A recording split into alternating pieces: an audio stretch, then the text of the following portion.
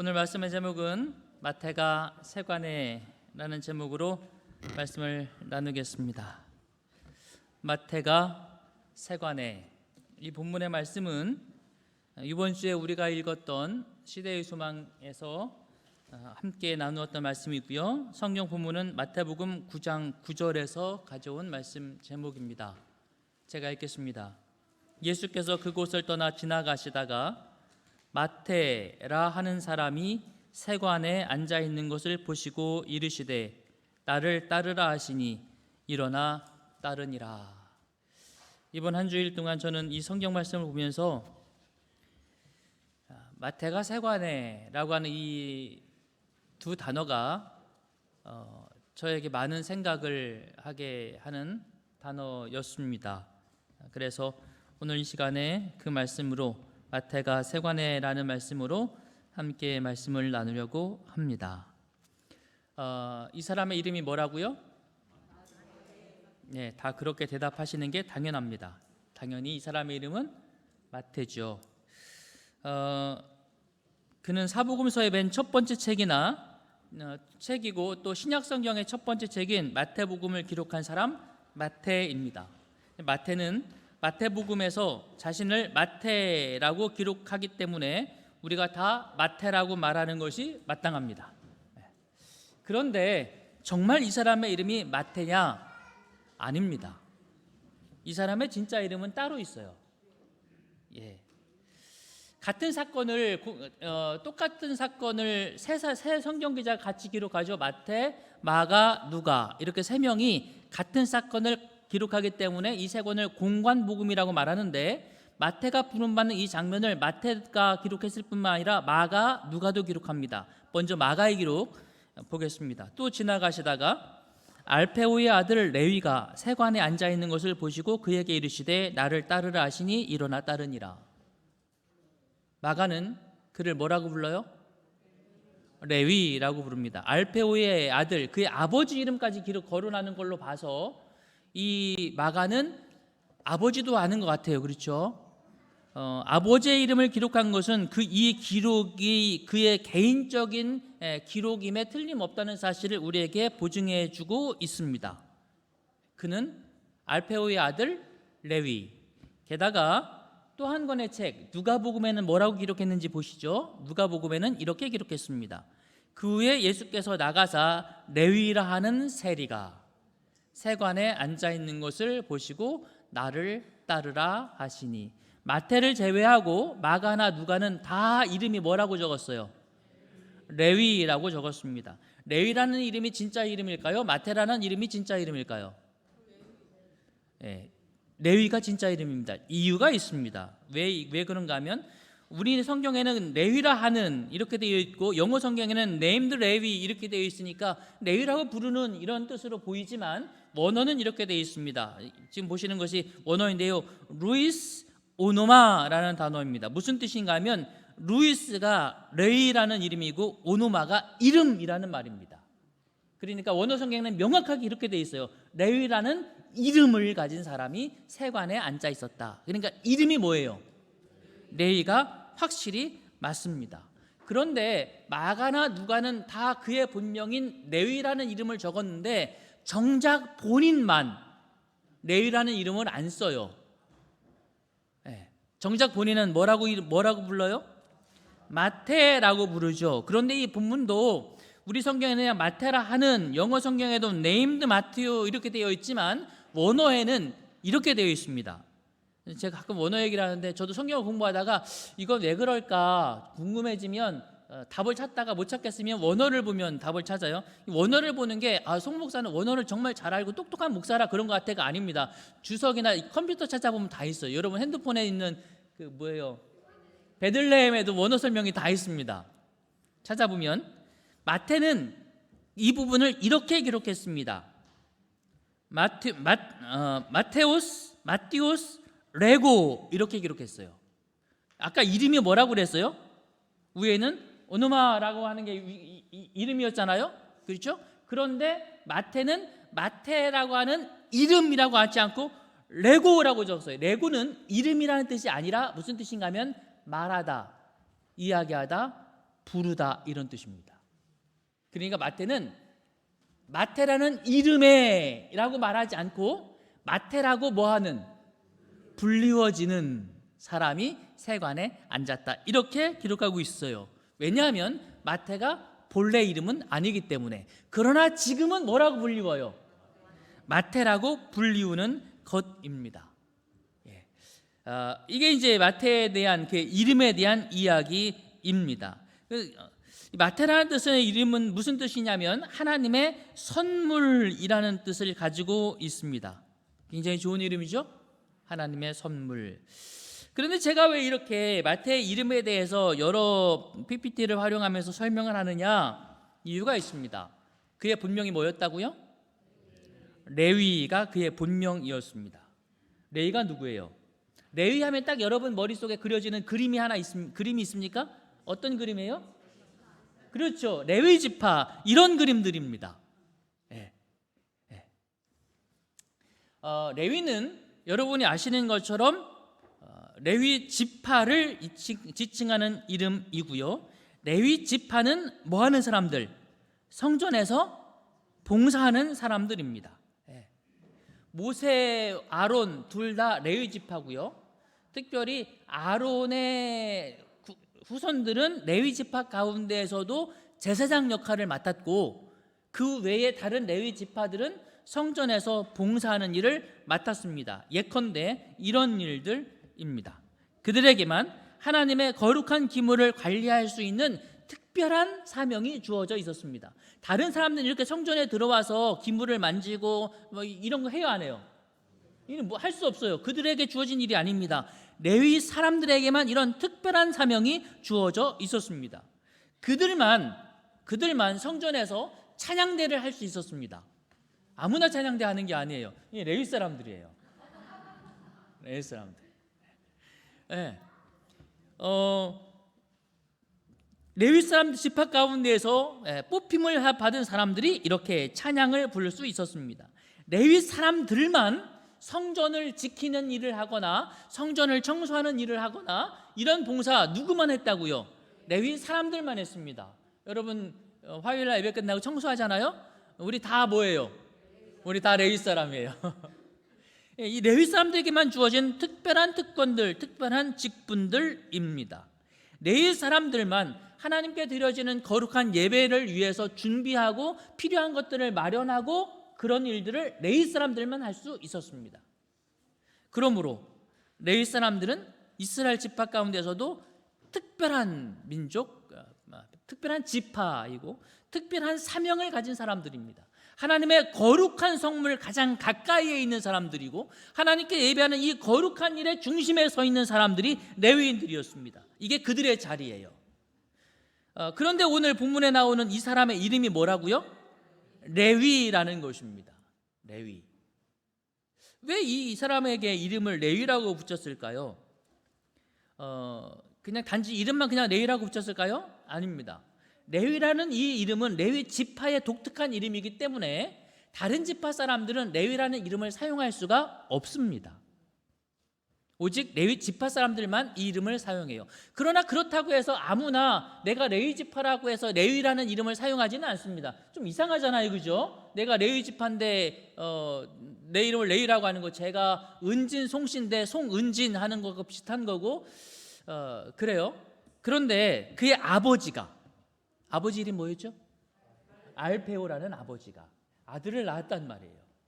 그리고 그 아들에게 이름을 지어주는데 뭐라고 지어줬다고요? 너는 레위야. 이게 어떤 의미인가 하면 외국에 살고 있는데, 예를 들면 내가 외국에 살고 있는데 이민살이를 하는데 아들을 낳았어요. 그리고 그 아들에게 이름을 지어주는데 한국이라고 이름을 지어주는 거야. 아니면 대한, 둘째는 민국. 누가 그랬던데? 네. 여러분 생각해 보세요. 외국살이를 하면서 내 아들에게 너 이름은 한국이야 라고 이름을 지어준다면 거기에는 의미가 있습니까? 부모님의 바람과 생각이 있습니까? 너 뭘로 살으라는 얘기예요? 뭘 잊지 말라는 얘기예요? 그래요. 내가 한국 사람이라는 걸 잊지 말고 한국 사람으로 살아라, 이런 의미잖아요. 당시 레위 지파의 그런 이 제도는 로마 식민지 하에서 대부분 망가져 있었습니다. 레위인들만 제사장 해야 되는데, 아론의 지파들만 제사장을 해야 되는데 제사장직이 돈으로 주고 사는 그런 상황에 처해 있었고, 상황이 그렇게 경건하고 거룩한 상황이 아니었어요. 그런 상황에서 그의 아버지가 그에게 너는 레위야 라고 이름을 지어줬을 때 아버지의 마음이 담겨 있는 거예요. 너는 네가 누군지 잊지 마라. 어떤 삶을 살아라? 하나님을 섬기고 너 본래의 본분에 충실한 그런 믿음의 삶을 살아라. 너는 뭐다? 레위인이다.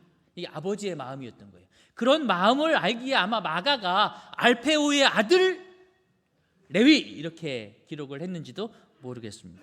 여러분, 누구나 다 자기가 누구인지를 알고 자기 자리를 잘 지키는 것은 대단히 중요한 일입니까? 요즘에 이제 봄이 되어서 제가 전전 가위를 들고 지난주에는 대추나무를 잘랐고 이번 주에는 사과나무를 잘랐어요. 사과나무를 이렇게 자르다가 가만히 나무를 쳐다봤어요. 벚나무가 이렇게 딱 서 있는데 벚나무와 벚나무 사이에 키가 무슨 나무예요? 보리나무인가요? 키가 쭉 뻗어 있는 나무. 제가 무슨 나무인지 모르겠어요. 감나무가 이렇게 서 있어요. 그게 감나무였군요. 제가 전전 가위를 들고 한참을 고민했습니다. 이 나무가 이 자리에 서 있는 게 아무래도 어색하다. 벚나무 사이에 감나무가 서 있으니까 이 높이도 이게 벚나무랑 높이 같아지니까 이걸 자를까? 가만히 생각해 보니까 누가 먼저 그 자리에 있었어요? 벚나무가 나중에 들어왔는데 벚나무를 잘라야 되나? 지금은 감나무가 안 어울리는데 감나무를 자를까? 제가 할 수 있는 일이 아니라서 그냥 뒀습니다만은 쟤들 생명 위태로워요. 아무리 봐도 제 자리가 아닌 것 같아. 저쪽으로 와 있으면 좋았을 텐데. 뭐든지 적당히 어울리는 자리가 있고 있어야 하는 자리가 있습니다. 여러분, 레위 사람이라고 불리우고 레위 사람이고 레위라 불리워지는 이 레위는 어디에 있어야 적당한 자리 같아요? 그렇습니다. 이렇게 찬양대 자리에 있거나 성소 기물을 닦고 정리하고 그러는 자리에 있거나 성전 입구에서 지키거나 아니면은 예배를 위해서 봉사하고 준비하거나 거룩한 기물을 관리하거나 이런 의미 있고 거룩한 장소에 이 사람이 있어야 하는 거죠. 그런데 이 사람 거기에 있지 않아요. 오늘 본문에 어디에 앉아 있다고요? 그가 세관에 앉아 있어요. 마태복음 9장 9절, 마태라 하는 사람이 세관에 앉아 있는 것을 보시고. 왜 세관에 앉아 있어요? 그 후에 예수께서 레위라 하는 누가? 세리가. 아이러니컬한 일입니다. 마태가 어디 앉아 있다고요? 세관에. 레위가 어디에? 세관에. 이 두 개의 단어를 한참을 들여다보았습니다. 어쩌다가 거룩한 성업을 맡아야 되는 이 사람이 설령 그 자리에 있지, 그 거룩한 성업에 자기 자리가 없었다 할지라도 아버지가 이름 지어준 대로, 소망한 대로 선하고 아름답게 하나님의 사업을 하면서 살아야 될 이 레위가 어디 앉아 있다고요? 세관에. 도대체 그가 왜 거기 앉아 있을까? 여러분, 여기가 그 사람 자리 같아 보여요? 아무리 봐도 그의 자리가 아니죠. 성경에는 그가 그 자리에 앉아 있게 된 배경과 이유에 대해서 설명하고 있지 않습니다. 그러나 분명한 것은 어쨌든 그의 잘못된 선택이었던 것만은 틀림없을 것입니다. 세리는 우리가 흔히 말하는 세금을 징수하는 사람입니다. 세무서 직원이죠. 세무서 직원이 나쁜 직업이 결코 아닙니다. 안정적인 공무원이고 아주 좋은 직업입니다. 그러나 당시에는 그렇지 않았죠. 로마의 식민 통치를 받던 때였습니다. 유대인에게 세금을 걷어서 로마인에게 바치는 사람이 당시의 세리였습니다. 그러니 세금을 낼 때마다 유대인들은 그것을 하는 세리들이 미웠죠. 매국노로 취급받았습니다. 게다가 세리들이 정직하게 세금을 걷지 않았어요. 아니, 정직하게 세금을 거둘 수가 없는 시스템이었습니다. 왜냐하면 로마인들이 세금을, 여기 이 온양 사는 사람들은 1인당 뭐 10,000원씩 받아라 이러지 않았어요. 당시 로마인들이 어떻게 세금을 걷었는가 하면 세리한테 내가 보니까 온양은 이 정도 규모니까 한 달에 여기서 한 1억 정도만 나한테 가져오면 되겠어. 이게 로마가 명령한 방식이에요. 그럼 세리는 어떻게 해서든지 얼마만 내면 돼요? 걷어서 1억만 갖다 주면 됩니다. 1억만 딱 걷을까요? 안 그래요. 로마의 힘을 등에 업고 더 걷죠. 한 3억쯤 걷은 다음에 1억은 갖다 주고 2억은 자기가 챙겨. 좀 심했나요? 하지만 당시 실제로 그랬어요. 세리들이 원래 지금 온양으로 해서 금액을 얘기하니까 굉장히 컸지만 당시 마을이 그렇게 큰, 지금처럼 큰 동네는 아니었으니까 세리들이 로마에서 요구하는 것보다 최소한 2배 이상씩을 불려받았습니다. 그리고 그 돈은 누가 착복해요? 세리들끼리 나누어 가져요. 세리들은 가장 빨리 부자가 될 수 있는 길이었습니다. 레위는 선택한 거예요. 난 레위지만 지금은 로마의 지배를 받고 있고, 레위인으로서 살아가는 것보다 현실에서 번영하고 성공하고 부유하려면 세리를 하는 게 나은 거죠. 팔레스타인에 있던 로마 관리 중에 세리보다 더 미움을 받는 자는 없었다. 외세에 의하여 세금이 부과되고 있다는 사실은 그들의 독립이 떠나갔다는 것을 생각나게 하는 것이었으므로 유대인들을 계속적으로 자극하였다. 그리고 세금을 징수하는 자들은 단순히 로마의 압박의 도구가 아니라 자신을 위하여 사람들을 희생시켜서 치부하는 착취자였다.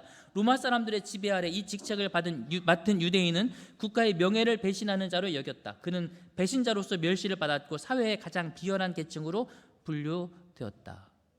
그들은 그렇게 과중한 세금을 받아서 자신의 주머니를 채우고 자신의 신분을 유지하기 위하여 고위 관직자들에게 뇌물을 주고 그렇게 하는 사회의 부정과 악의 핵심이었어요. 거기에 누가 앉아 있다고요? 레위라 하는 세리가 앉아 있습니다. 그의 이 첫 번째 선택은 거룩한 것을 버리고 부정한 것을 선택하는 선택이었습니다. 사랑하는 믿음의 성도 여러분, 오늘 우리는 주님 안에서 잘 살고 있을까요? 우리는 우리가 주님께 부름받은 자리에 맞는 그러한 삶을 살아갈 수 있게 되기를 늘 소망하죠. 그렇죠? 그러나 때때로는 그렇지 못한 연약한 우리들을 발견하기도 합니다. 사람들은 세리를 미워하지만 미워하는 세리 가운데서도 더 미운 사람이 어쩌면 이 사람이 아니었을까 싶어요. 왜냐하면 원래 뭐니까? 레위니까. 그는 비난받는 레위인이고 레위인이라서 어쩌면 더 비난받는 세리였을 것입니다. 사람들은 세리를 보면 욕을 했지만 이 레위라고 하는 세리를 바라볼 때마다 아마 마음속 깊은 곳에서부터 욕과 저주가 나왔을 거예요. 저 레위라는 사람이 말이야, 저기 앉아가지고. 때때로 우리가 우리의 자리에 본래의 자리와 본래의 그 자리가 우리에게 요청하는 본래의 모습들을 잘 반영하지 못하고 있을 때에 사람들은 우리를 그렇게 손가락질할 수 있고 우리가 그런 소리를 들을 수도 혹 있을 것입니다. 그럴 때마다 우리는 양심의 가책을 받고 괴로워하기도 합니다. 성결한 삶을 살고 거룩한 곳에 있어야 하지만 그렇지 못한 자신의 모습을 발견할 때 우리는 양심이 아프고 괴롭지만 세상 사람들은 그런 그리스도인을 향해서 더 많이 손가락질하고 더 많이 비난하고 그렇게 하기도 합니다. 그의 자리 때문이죠. 그런데 그날 세리의 세관에 앉아 있는 것을 예수님이 뭐 하셨다고요? 보셨어요. 세관에 앉아 있는 레위를 보시는 것입니다. 예수님과 레위인의 눈이 마주칩니다. 아마 세리의 레위의 눈이 흔들렸을 거예요. 아마 여러분 생각해 보세요. 레위가 예수님과 눈이 마주치는 순간 눈을 피했을까요? 아니면 쳐다보았을까요? 피했을 것 같아요. 아마 어쩌면 하나님께서 나에게 맡기신 레위라는 이름과 신분과 전혀 맞지 않은 삶을 살아가고 있는 나 자신이 부끄럽고 창피해서 고개를 푹 떨궜을지도 모릅니다. 아니면 그렇게 살아가고 있는 자신을 바라보면서 한탄스럽고 절망스럽고, 그러나 이런 삶에서 도망치고 싶은, 본래 자신의 자리로 돌아가고 싶은 열망 때문에 자신을 바라보고 있는 예수 그리스도, 그분의 눈을 간절함으로 바라봤을지도 모르겠어요. 분명한 것은 예수님은 그를 주목해 보셨다는 것입니다. 사람들은 그를 어떻게 쳐다봤다고요? 비난과 멸시와 조롱으로 바라봤어요. 그럴 수밖에 없었잖아요. 그런데 예수님은 그를 어떤 눈으로 바라보았을까요? 시대의 소망에는 이렇게 기록합니다. 바리새인들은 마태를 그의 직업에 따라 판단하였으나 예수께서는 이 사람의 마음이 진리를 받아들이기 위해 열려 있는 것을 아셨다. 사람들은 뭘 봤다고요? 이 사람의 직업. 그 말은 뭐예요? 레위인인데 불구하고 뭐 하고 있어요? 세금 걷고 있어요. 자기 본래의 모습과 다르게 살아요. 거룩해야 되는데 거룩하지 않아요. 그리스도인으로 살아야 되는데 사는 거 보니까 그래 보이지 않아요. 행동하는 거 보니까 전혀 그렇지 않아 보여요. 그의 삶과 그의 행동을 주목하고 있을 때에 예수님은 그에게 오셔서 뭘 보셨다고요? 이 사람의 마음을 이렇게 들여다보신 거예요. 예수님은 무엇을 보신다고요? 그의 마음에 있는 갈망을 보십니다. 오늘 자신이 한 이 선택에 대하여 후회하고 갈등하고 고민하는 마태의 마음을 보십니다. 지금처럼이 아니라 본래의 내 자리로 돌아가고 싶은 그의 마음을 보십니다. 그가 얼마나 깊이 의와 거룩함을 갈망하고 있는지를 보십니다. 세상 사람들은 그의 겉모습을 보지만 예수님은 그의 속마음을 보세요. 사랑하는 믿음의 성도 여러분, 마태를 보시는 예수님을 인하여 감사합니다. 때때로 우리가 좀 부족하고 연약할지라도 그러나 저와 여러분의 마음속에 있는 하나님을 향한 진정한 마음과 갈망과 열정을 주님께서 보시게 되기를 간절히 바라고, 그렇게 우리를 보시는 예수 그리스도를 여러분이 기억하시게 되기를 바랍니다. 그리고 주님이 이렇게 말씀하세요. 나를 따르라. 레이라는 이름으로 세관에 앉아 괴로워하고 있는 그에게 주님께서는 그의 마음을 보신 것입니다. 그의 마음 속에서 무엇을 원하고 있는지를 다 보신 거죠. 그리고 그에게 다가가십니다. 그리고 말씀하세요. 이젠 됐다. 그만하고 나를 따라오너라. 그러자 마태가 어떻게 해요? 기다렸다는 듯이 떠납니다. 시대의 소망에는 이 장면을 이렇게 기록합니다. 그는 랍비들의 배척에 익숙해져 있었으므로 이 크신 교사께서 자기를 주목해 보시리라고는 생각조차 하지 않았다. 어느 날 세관에 앉아 있을 때에 세리 마태는 예수께서 가까이 오시는 것을 보았다. 자기를 향하여 나를 쫓으라고 하신 말씀을 듣고 그는 매우 놀랐다. 왜 놀라요? 이분은 세상 사람들이 보는 것과 다른 것을 보시는구나. 세상 사람들은 나를 다 비난하고 조롱하지만 이분은 나를 찾아오시고 주목하시고 불러주시는구나. 그렇게 주님께서 자신을 불러주셨다는 것, 그것 하나만으로도 마태는 놀라움을 느끼고 주님을 영접하게 됩니다. 그리고 우리는 마태, 마가, 누가가 기록하는 마태 이야기의 마지막 부분을 보게 됩니다. 나를 따르라 하시니, 마태의 기록 같이 읽겠습니다. 빨간 글자 시작. 일어나 따르니라. 마가도 똑같이 기록합니다. 뭐라고요? 일어나 따르니라. 누가도 똑같이 기록합니다. 뭐라고요? 일어나 따르니라. 사랑하는 믿음의 성도 여러분, 오늘 우리를 찾아오시고 우리를 불러주시는 예수 그리스도를 일어나 따르시는 성도가 되시게 되기를 간절히 바랍니다. 어디에서 일어났다고요? 그가 처음 선택한 잘못된 선택, 거룩한 것을 버리고 세속적인 것을 선택했던 그 잘못된 선택에서 일어나서 주님을 따르는 것입니다.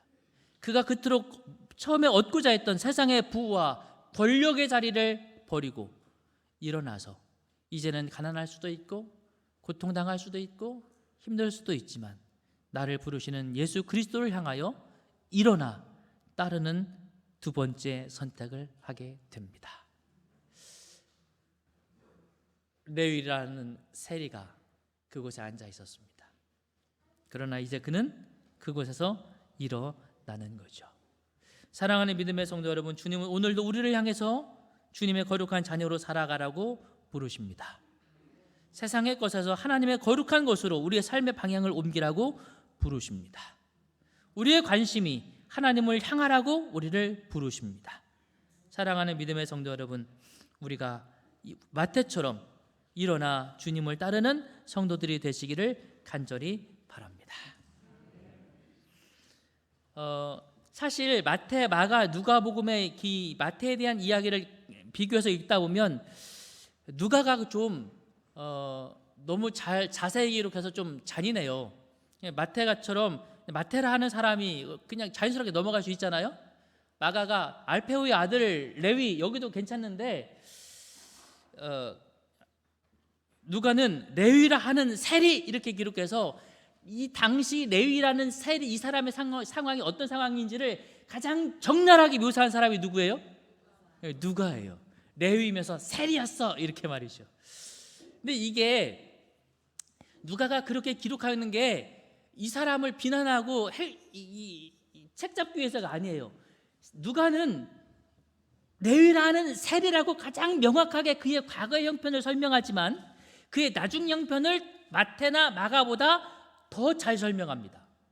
이렇게 설명해요. 일어나 따르니라 위에 그가 모든 것을 버리고 라는 단어를 추가합니다. 그는 세리였어요. 레위인이지만 그러나 일어나 예수님을 따릅니다. 어떻게요? 모든 것을 버리고 가장 완전한 헌신을 시작한 그의 모습을 기록하고 있는 것입니다. 사랑하는 믿음의 성도 여러분, 오늘 우리도 레위인으로서 세리의 지경에 들어갔을지라도 주님이 우리를 부르시면 모든 것을 버리고 주님을 따르는 거룩한 삶을 살아갈 수 있지 않습니까? 주님께서 오늘 우리를 부르시는 음성을 저 여러분이 들으시게 되기를 간절히 바랍니다. 주님은 언제나 우리를 향하시고 언제나 우리를 부르십니다. 우리가 어떤 형편에 있든지 저와 여러분을 향하여 오시고 불러주십니다. 우리가 마태처럼 일어나 주님을 따를 수 있는 용기만 있다면 우리는 다른 삶을 오늘 시작하게 될 줄로 확신합니다. 오늘 우리가 그런 주님의 자녀가 되시기를 간절히 바랍니다. 앉아있던 레위에서 이제는 뭐 했다고요? 일어서서 주님을 따르는 것이죠. 마태는 모든 것을 버리고 일어나 쫓았다. 마태의 마음에는 주저함이나 의심도 없었고 이익이 남는 사업이 가난과 곤란으로 바뀌어지리라는 생각도 하지 않았다. 예수와 함께 있어서 그분의 말씀을 듣고 그의 사업에서 그분과 연합할 수 있다는 것으로 그는 족하였다. 여러분 보세요. 이 말씀이 무슨 의미냐 하면 저는 이 말씀을 이렇게 이해했어요. 원래 그는 뭐였다고요? 태어날 때 레위인이었어요. 그런데 그의 잘못된 첫 번째 선택에 의해서 그가 뭐가 됐다고요? 세리가 되었습니다. 그런데 주님께서 그를 세리 자리에서 다시 어디로 돌려놓으셨어요? 레위 자리로 돌려놓으신 것입니다. 뭐하는 레위 자리요? 하나님의 사역을 하는 레위 자리로, 하나님의 거룩한 일을 다시 감당하는 레위 자리로, 하나님과 연합하여 살아갈 수만 있다면 만족한 레위인의 자리로 그를 돌려놓으신 것입니다. 오늘 주님이 그를 돌려놓으신 것처럼 저와 여러분의 삶을 그렇게 다시 회복시켜 주시게 되기를 간절히 바랍니다. 그런데 그렇게 회복된 레위가 이름을 바꿔요. 뭐라고 바꿨다고요? 마태로 바꾸는 것입니다. 그래서 레위가 스스로 바꿨을지 아니면 개발하는 이름을 베드로로 바꿔주셨던 예수님이 바꿔주셨는지 성경에 기록되어 있지 않으니까 모르겠지만 어쨌든 분명한 것은 그의 이름이 레위에서 마태로 바뀌었다는 건데 마태의 뜻이 뭐라고 했어요? 하나님의 선물이라고 했습니다. 무슨 뜻입니까? 다시 레위인으로 돌아와서 다시 자신의 자리로 돌아와서 다시 하나님을 섬기는 삶을 살아갈 수 있게 된 오늘 내 삶이야말로 하루하루가 하나님의 선물이다. 그래서 이름을 뭐라고 바꿨다고요? 하나님의 선물. 나는 이제부터 그런 선물 같은 삶을 살아간다. 사랑하는 믿음의 성도 여러분, 예수님과 동행하고 예수님의 말씀을 듣고 예수님의 일을 하는 그 하루하루야말로 하나님의 선물 같은 삶이 아니겠습니까? 여러분 그런 삶을 사시기를 소망하십니까? 오늘 우리도 그런 삶을 살기로 마태처럼 일어나 주님을 따르기로 선택하는 하나님의 거룩한 백성들이 되시기를 간절히 바랍니다. 그렇게 선택한 마태의 삶이 어떻게 바뀌어지는지 보십시오. 마태의 손에 지금 뭐가 들려 있어요? 펜이 들려 있어요. 앞에는 종이가 있죠? 뭐 하고 있어요? 뭐 글을 쓰고 있어요. 뭘 쓰고 있는 것 같아요? 예, 마태복음을 기록하는 거예요. 이 손이 말이죠. 전에는 뭐 하던 손이에요? 돈 세던 손이에요. 부정한 돈을 모아들이던 손입니다. 사람들의 피를 빨아들이던 손입니다. 그런데 이제는 다 내려놨어요. 그리고 뭐 쓰고 있어요? 하나님의 거룩한 사명으로 예수님의 삶을 기록하고 있는 것입니다. 마태가 그의 손으로 복음을 기록하는 펜을 들 수 있도록 그의 삶을 바꿔주신 하나님께서 오늘 우리의 삶을 그렇게 바꿔주시고 사용해 주시게 되기를 소망합니다. 경멸받던 인생에서 존경받는 삶으로 우리의 삶이 달라지게 되기를 바랍니다. 주님은 우리를 그렇게 부르십니다. 주님의 부르심에 대답하시게 되기를 간절히 바랍니다. 그는 온전히 헌신하는 삶을 살았습니다. 그의 삶에 대한 기록을 보면 유대 지방에서 복음을 전하다가 에디오피아로 내려가서 복음을 전했고 그곳에서 칼에 죽임을 당하게 됩니다. 그렇게 에디오피아에 죽은 그의 시신이 후에 옮겨져서 이탈리아의 파에스툼으로 옮겼다가 지금은 여러분이 보시고 계시는 살레르노라고 하는 곳에 그의 묘지가 있습니다. 그는 죽기까지 주님 앞에 헌신하고 충성하는 삶을 살았습니다. 이제 우리는 그를 어디서 볼까요? 하늘에서 만나게 되겠죠? 변화된 그의 삶이 오늘 저와 여러분의 삶이 되어지게 되기를 소망합니다.